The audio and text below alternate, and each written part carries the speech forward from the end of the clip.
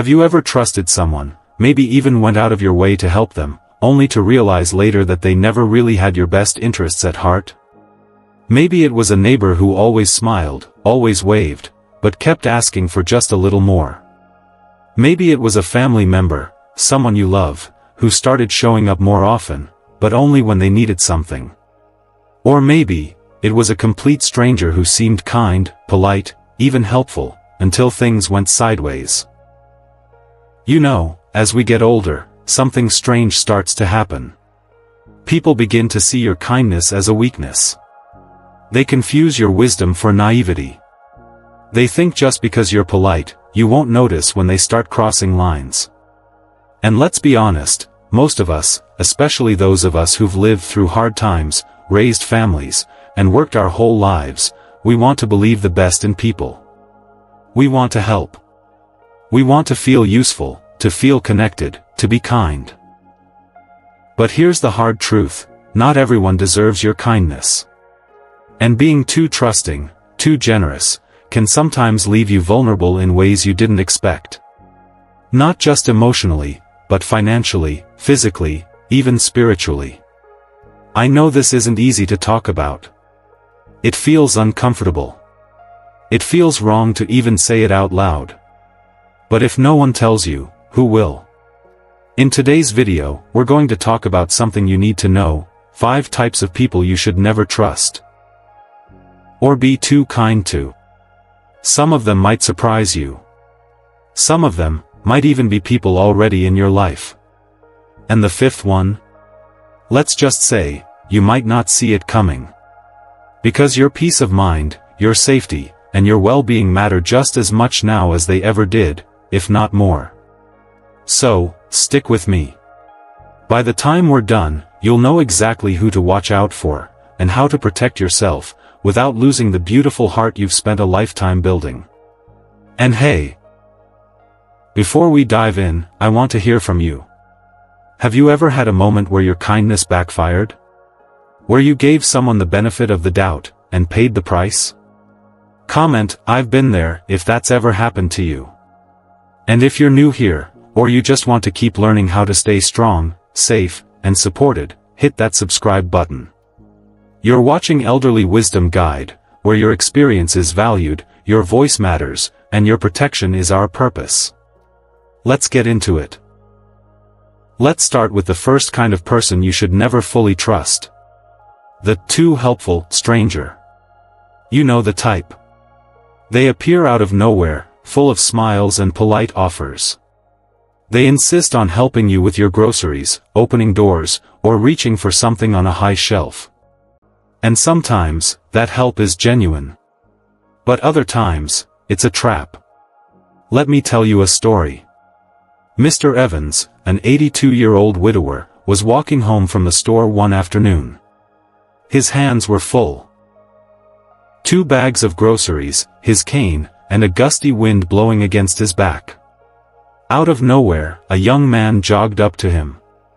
"Hey sir," he said, all friendly-like. "Let me help you with those bags." Mr. Evans, being the kind soul he was, smiled and thanked him.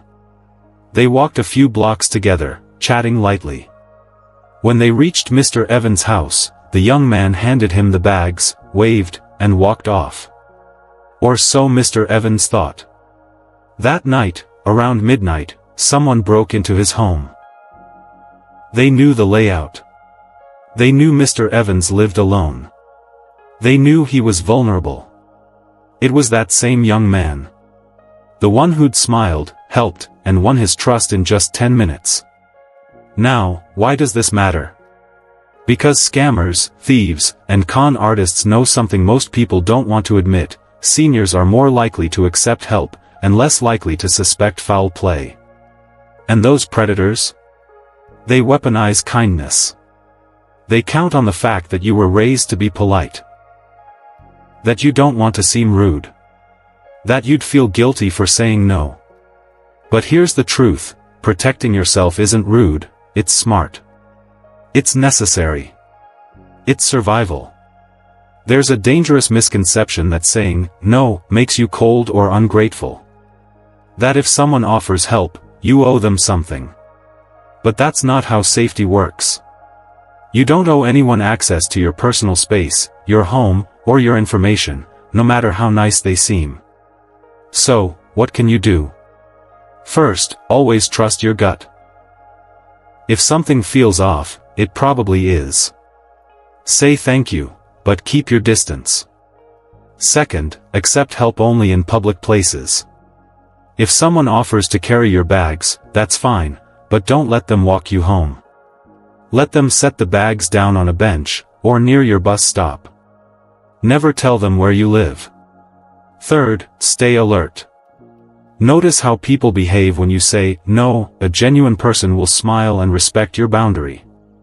A predator will push back, get annoyed, or try to make you feel guilty. And that's your cue to walk away. Because here's the thing.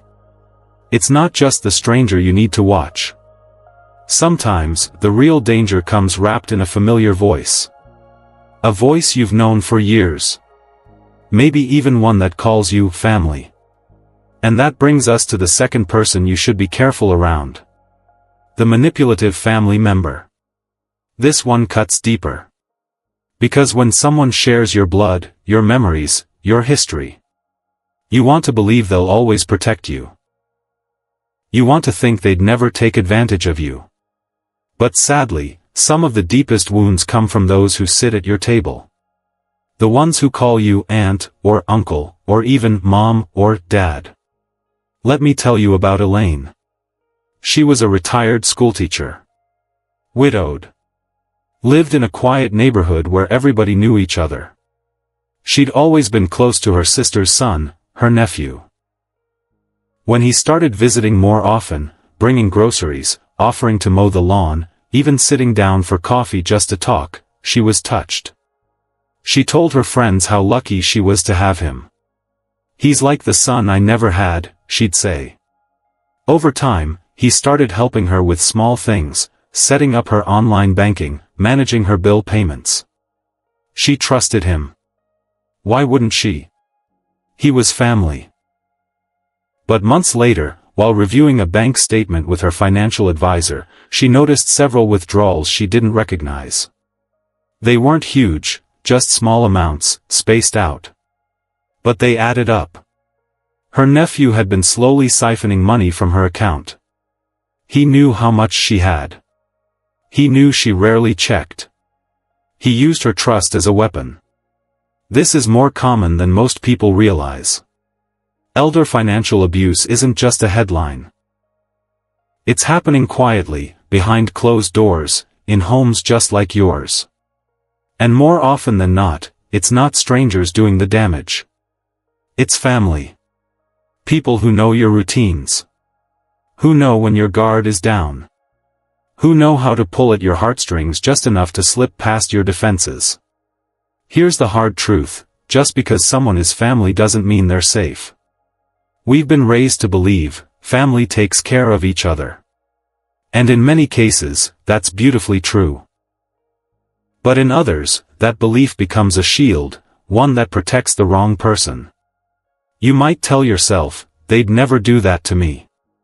They love me. They're just having a hard time. But love doesn't come with lies. Respect doesn't hide things behind your back. And hard times are no excuse to steal from someone who trusts you. So, what can you do? Start with transparency. If someone is helping you with your money, no matter how close they are, make sure someone else knows, too. A trusted third party. A lawyer, a financial advisor, even a longtime friend who can check in once in a while. Set boundaries.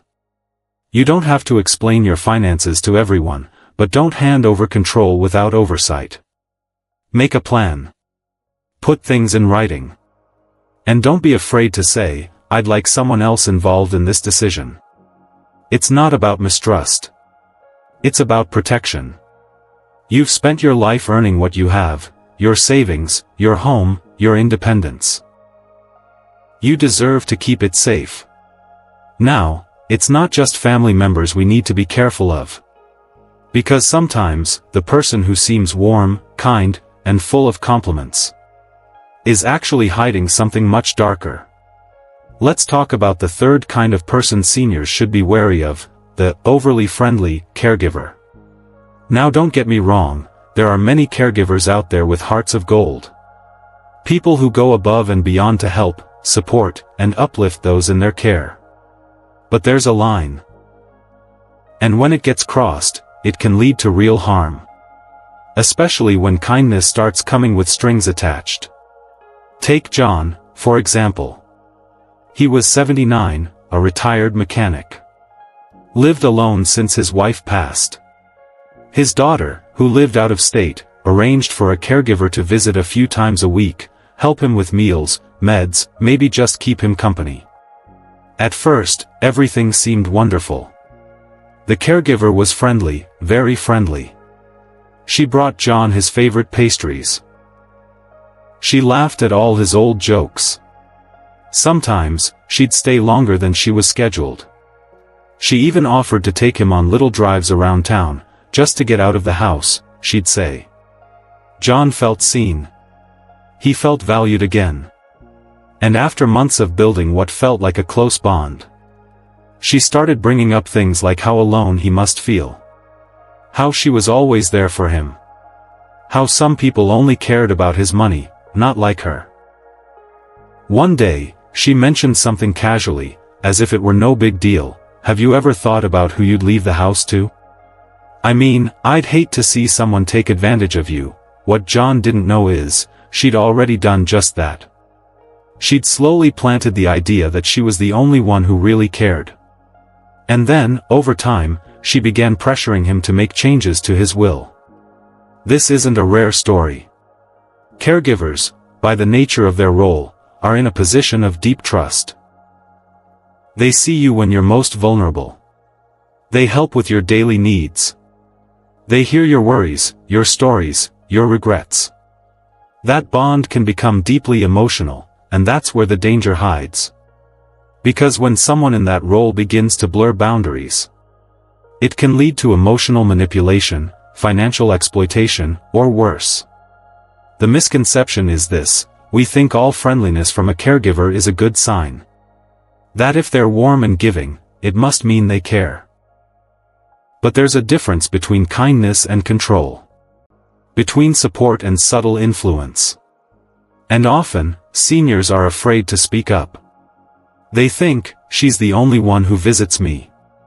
Or, if I say something, maybe she'll stop helping me. But here's the truth, a caregiver's role is professional. They are there to help, not to own your choices, your home, or your heart. So, what can you do? Start by maintaining boundaries. Kindness is welcome, but not when it crosses into personal dependency. Gifts should raise eyebrows. Unscheduled visits? Keep track of them. Involve someone else, a family member, a friend, even a community advocate, who can check in occasionally. Ask them to observe, to listen, to help you feel secure. Keep control of your legal documents. Wills, powers of attorney, financial accounts, these should never be changed under pressure or isolation. If someone's urging you to make big decisions quickly, that's a red flag. You've lived too long and come too far to have someone else rewrite your future for their benefit. Now here's where it gets even trickier. What if the person you're dealing with doesn't want money? What if they don't try to steal from your accounts? But instead, they feed on your loneliness? They say all the right things, make you feel special. Only to control you in ways you never saw coming? Let's talk about the fourth kind of person to be careful around, the emotional manipulator. Most people don't even realize is a threat. It doesn't wear a mask. It doesn't come with a scam or a sales pitch. It shows up in the form of a familiar voice, a shared history, maybe even a lifelong friendship. We're talking about the chronic complainer, or as some call them, the emotional leech. Let me tell you about Barbara. She was 74. Widowed. Lived in a small condo near her daughter's place. She was independent, enjoyed her garden, and liked to call her grandkids once a week. One day, she reconnected with an old friend from church, someone she hadn't spoken to in years. At first, it felt good. They talked about the old days. Laughed about silly memories. Barbara felt seen again. Like someone remembered her outside of her family role. But then the calls started coming every day. Sometimes twice a day. And the tone changed. Suddenly, it was all problems. The friend complained about her kids. Her neighbor. Her back pain. The news. The weather. The past. Every call felt like a flood of negativity, and Barbara, being the kind soul she is, listened. And listened. And listened. Until one morning, Barbara found herself not wanting to answer the phone at all. She felt drained. She was snapping at her daughter. She stopped tending to her garden. The world felt heavier. Here's what many people forget: emotional health is part of your overall well-being. And some people, often without meaning to, become emotional takers. They dump their worries, their fears, their frustrations onto you. Because they know you'll listen. Because they know you care. Because you're too polite to say, "This is too much." But let me say this, as clearly as I can, being a good friend doesn't mean being someone's emotional trash can. You're allowed to have boundaries. You're allowed to say, "I'm not in the right headspace for this today." Or, "Let's talk about something lighter." Or even, "I need a little space right now." It doesn't make you mean. It makes you healthy. Because the truth is, when we absorb too much negativity, it doesn't just affect our mood. It affects our body.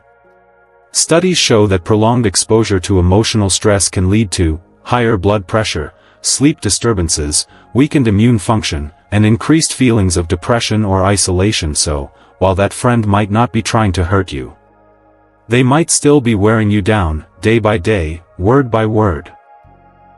The misconception here is a big one. We think, if I pull away, I'll be abandoning them. But if the cost of staying close is your peace of mind, then maybe, it's not really a friendship at all. So, what can you do? Start with limiting your exposure. Maybe you cut the calls down to once or twice a week. Maybe you set a timer, 20 minutes, and that's it. Maybe you steer the conversation toward joy, memories, or laughter, and gently redirect the negative loops. And most importantly, choose company that uplifts you. Surround yourself with people who leave you smiling after the call, not sighing in exhaustion. Your time is precious. Your energy is sacred. Don't spend it on someone who constantly pulls you into their storm. Spend it with those who help you feel the sunshine again. And now, we come to the final one. The most subtle, and maybe the most dangerous of all. This person doesn't complain. They don't steal. They don't manipulate you with words. They simply do nothing. And wait for the right moment to take advantage. Let's talk about the one many seniors never expect. The passive opportunist. They often do the most damage. Not with a threat, not with force, but with a smile. The too good to be true opportunity giver. It usually starts like this: they show up at your church, or your community center. Maybe they were introduced by a neighbor. Or maybe you met them at the grocery store, friendly, polite, easy to talk to. They seem trustworthy. They talk like you, maybe even believe in the same things. And they offer something that sounds like a blessing. Let me tell you about Marge. She was 81, widowed for over a decade, and proud of her independence. She handled her bills, made careful choices, and kept her savings tucked away, just in case she ever needed care. One day, after service at her local church, a man approached her. He said he was part of a senior wealth circle. A group investing together in real estate and short-term loans. Guaranteed returns, he said. 10% back in just 6 months. You don't even have to lift a finger. Marge was hesitant. But he knew all the right words. Don't worry, Marge. I've helped people just like you. I go to church here too, I even know Pastor Mark. This is what I do for a living. I want to help our seniors grow their money, not just leave it sitting in a bank. It sounded good. And he sounded sincere. So, she gave him $10,000. Her, just in case, money. You can probably guess what happened next. The man disappeared. No more calls. No more emails. No more 10%. Gone, just like that. And the worst part? Marge didn't just lose the money. She lost trust. She stopped going to church. Stopped picking up the phone when someone offered help. That man didn't just take her savings, he took her peace of mind. You see, scammers don't always wear ski masks. Sometimes they wear Sunday suits. Sometimes they have kind eyes. Sometimes, they make you feel special. They use flattery. They build rapport. They ask questions about your family, your life, your needs, because they're not just after your money, they're after your heart. And here's the real danger, we want to believe the good in people. We want to believe there's still someone out there who wants to help. And sometimes, there is. But when someone's offer seems too perfect, too fast, too smooth, too sure, that's your signal to pause. Because here's the truth, there's no such thing as risk-free returns. If anyone says you have to act right now, or you'll miss the deal, you turn around, smile, and say, if it's that good, it'll still be here tomorrow. Never invest based on emotion.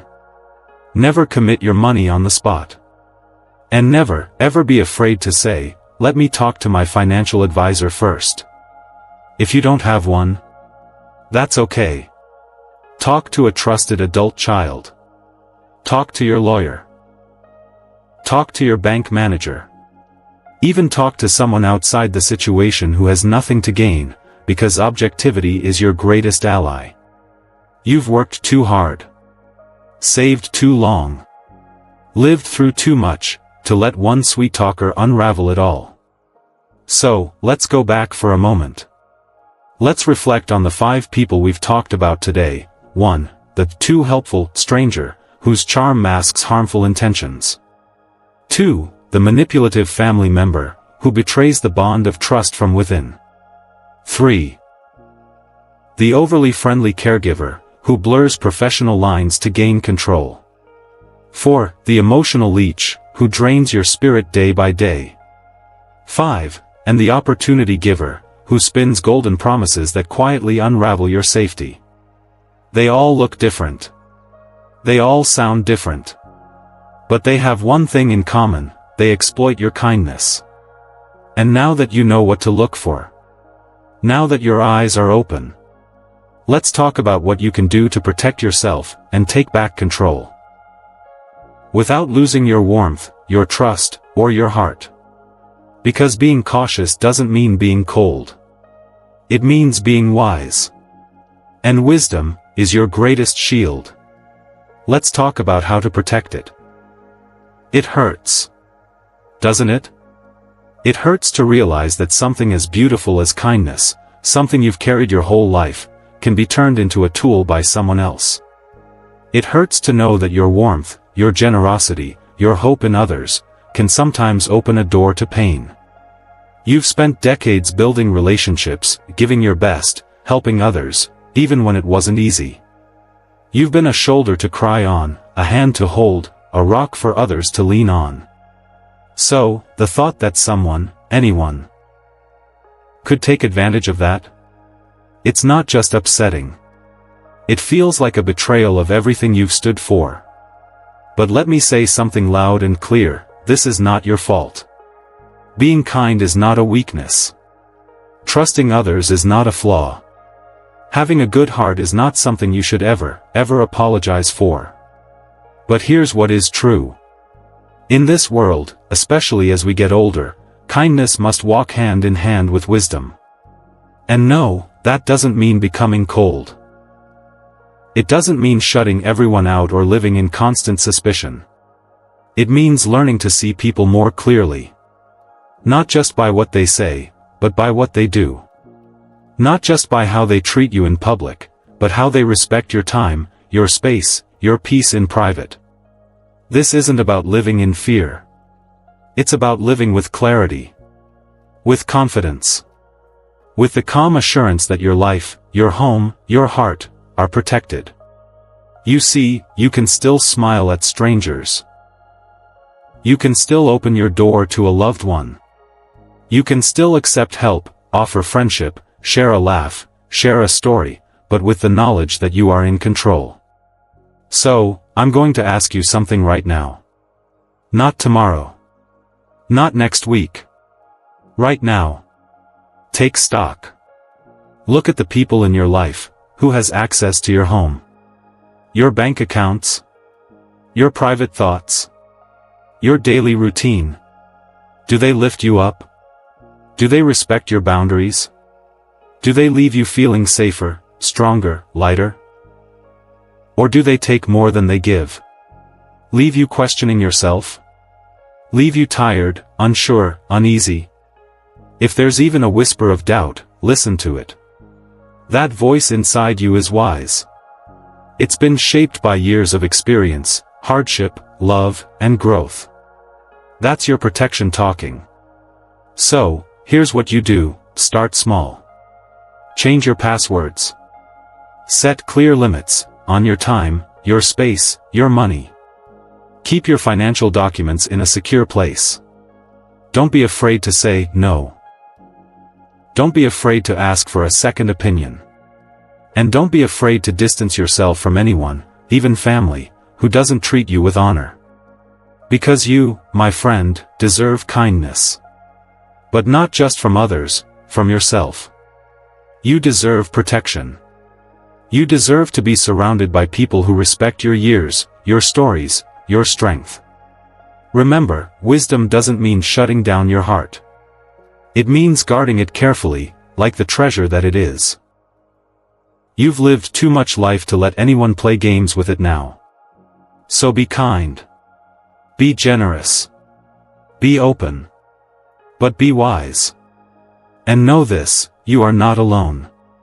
There is a whole community, right here, right now, who understands you. Who's been there. Who's still learning, still growing, still standing tall. And we're walking this journey with you. Every step of the way. Now take a breath. Lift your head. And let's talk about how to carry this wisdom forward, into action. Let's take a moment to quickly recap what we've learned today: 5 kinds of people that every senior should watch out for. First, the overly helpful stranger. The one who seems kind at first, offering to carry your groceries, help with your car, lend a hand, but whose kindness is really just a mask. Trust your instincts. Kindness doesn't need to come with strings. Second, the manipulative family member. That one hits hard. Because when it's someone close to you, someone you've loved, maybe even raised, you never expect them to betray your trust. But protecting yourself doesn't mean you don't love them. It just means you love yourself enough to set boundaries. Third, the overly friendly caregiver. Someone who has access to your home, your time, your daily life. They might act like a best friend, or something more. But when the relationship shifts from professional to personal in a way that makes you feel uncomfortable or pressured, it's time to speak up. Fourth, the emotional leech. The person who drains you, not physically, but emotionally. Every call, every visit, feels heavy. You walk away more tired than before. That's not friendship. That's one-sided survival. You have the right to protect your peace. And finally, fifth, the too good to be true opportunity giver. The smooth talker. The one who flatters you, praises you, maybe even shares your faith or background, all just to sell you something. They promise big returns, easy money, or guaranteed success. But all they're really after is your trust. And your wallet. Now let me ask you, have you ever dealt with one of these people? Maybe it was someone close. Maybe it was a stranger. Maybe it happened years ago, or maybe it's happening right now. If it has, I want you to know this: you're not alone. You are not foolish. You are not weak. And you are not to blame. These experiences don't define you. But sharing them? That can help someone else avoid the same mistake. So, take a moment right now. If you feel comfortable, head to the comments and tell us, which of these 5 have you encountered? Or maybe you've seen a friend or family member go through it. When you share, you don't just release that burden, you light the path for someone else. Let's turn our experiences into protection, into power, into wisdom. And if you found this video helpful, if it made you think or reminded you of your worth, please give it a thumbs up. And hit that subscribe button so you don't miss what's coming next. Here on Elderly Wisdom Guide, we're building something real. A safe space. A place for truth, for encouragement, for empowerment. Because aging isn't about fading into the background, it's about stepping into your wisdom, your strength, your seasoned power. So, as we close today, let me leave you with this: stay strong. Stay sharp. Stay aware. And most of all, stay kind. But only to those who deserve the treasure of your time, your trust, and your heart. You've earned the right to live the rest of your life surrounded by respect, by safety, and by people who see your worth. I'll see you in the next video. And until then, take care of yourself, because you, my friend, are worth protecting.